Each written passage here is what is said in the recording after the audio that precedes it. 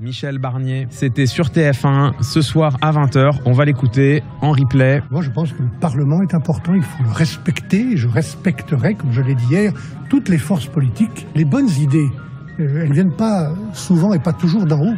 On les trouve sur le terrain. Il y a plein d'idées qui viennent des gens sur le terrain. Il faut les écouter. En fait, la ligne, elle est ultra fine entre un vrai discours de démocratie délibérative et un discours démagogique et populiste qui vise simplement à caresser les citoyennes et les citoyens, le peuple dans le sens du poil en lui disant ce qu'il veut entendre. Il y a une vraie grande différence entre dire que les citoyennes et les citoyens doivent pouvoir avoir du poids dans les décisions, dans l'élaboration des politiques publiques et ce poids doit passer précisément par de la délibération collective, des institutions dans lesquelles les citoyennes et les citoyens ont un pouvoir institué officiel, que de dire, même si ça peut y ressembler, non mais il faut écouter les gens du terrain ils savent, parce qu'en fait ça c'est un appel subtil au bon sens, c'est une forme de populisme subtil qui consiste à dire non mais moi je suis du côté des vrais gens, ok, les gens du terrain, eux ils savent, il faut arrêter de se perdre dans les conjectures, dans la complexité inutile, des experts de tous bords et de tous poils, il faut revenir aux gens, il faut revenir au terrain, il faut revenir aux gens qui savent, quoi. Ils ont des choses à dire, la ligne est fine, elle sépare vraiment le discours de démocratie délibérative qui est un discours d'empowerment qui consiste à dire non mais moi je crois vraiment que les citoyennes et les citoyens ne doivent pas juste être entendus, ils doivent gouverner. La délibération citoyenne elle est nécessairement liée, elle est nécessairement corrélative d'une volonté d'empowerment, d'empouvoirment comme on dit des citoyennes et des citoyens. Et c'est très différent ça d'une posture paternaliste qui consiste à dire non mais je vais vous écouter, je vais consentir de vous écouter comme un bon père de famille qui écoute ses enfants pour savoir ce qu'il pense et puis qui après tranche tout seul parce que c'est quand même lui qui sait ce qui est bon et rationnel pour les gens. Si on n'y prend pas garde, ces deux discours peuvent se ressembler, voire se mêler et on peut se dire bah là ce qu'il dit Michel Barnier c'est plutôt sympathique au fond. Puis ça ressemble même à ce que certains disent voilà sur la démocratie délibérative et tout.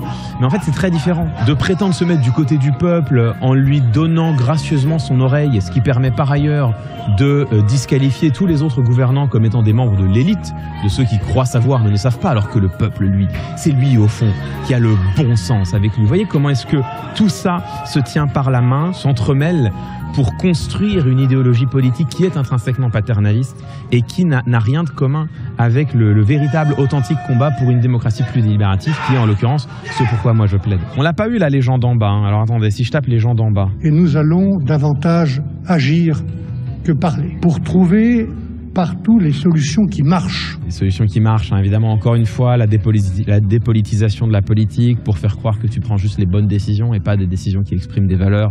Bon, vous connaissez tout ça par cœur maintenant. À coup sûr, nous devons et nous allons davantage agir que parler. Quand il dit ça, c'est pour ça que Gabriel Attal tire la tronche à côté, hein. C'est une critique non voilée au gouvernement précédent. Il y a une règle très importante et assez élémentaire en rhétorique, c'est que ce que tu énonces, c'est ce qui ne va pas de soi. Ce que tu as besoin de préciser, c'est ce qui avait besoin d'être précisé. Ici, quand il dit « nous allons davantage agir que parler », s'il le dit, c'est que cette chose ne va pas de soi.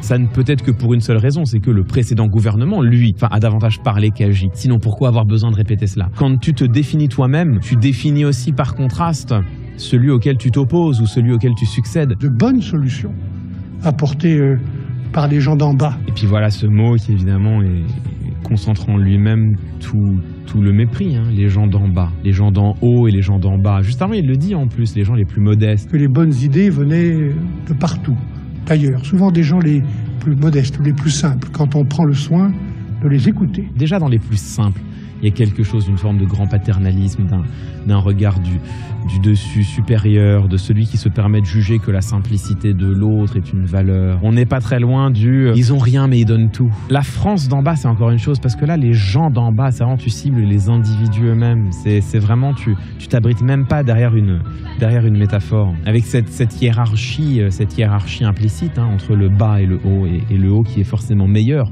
supérieur au bas. Par les gens d'en bas qu'il faut respecter. Et voilà, hein, cette idée que les gens d'en bas qu'il faut respecter, souvenez-vous, hein, ce que l'on a besoin de préciser, c'est ce qui ne va pas de soi. Si on explique que les gens d'en bas, il faut les respecter, c'est bien qu'on pense, ou on admet, ou on reconnaît que justement ça ne va pas de soi, donc il faut le dire. Alors ça pourrait être, ça l'est sans doute d'ailleurs, au moins en partie une critique implicite du gouvernement précédent, là encore. Hein. Ça pourrait être une manière de dire que le gouvernement précédent n'a pas respecté les gens d'en bas. Mais quand on emploie soi-même pour le dire l'expression gens d'en bas, il y a comme qui dirait une forme de contradiction intrinsèque dans la proposition. Et c'est bien montré que soi-même, finalement, on n'estime pas que cela va de soi de les respecter, ces gens d'en bas. C'est comme une phrase que l'on s'adresse à soi. Peut-être serais-je susceptible de l'oublier, qu'au fond, ces gens d'en bas aussi, il faut les respecter. Beaucoup de mépris concentré en quelques mots, hein, évidemment. Bon, bah écoutez, voilà, ça promet c'est de bien beaux débuts. Les premières heures tiennent toutes leurs promesses.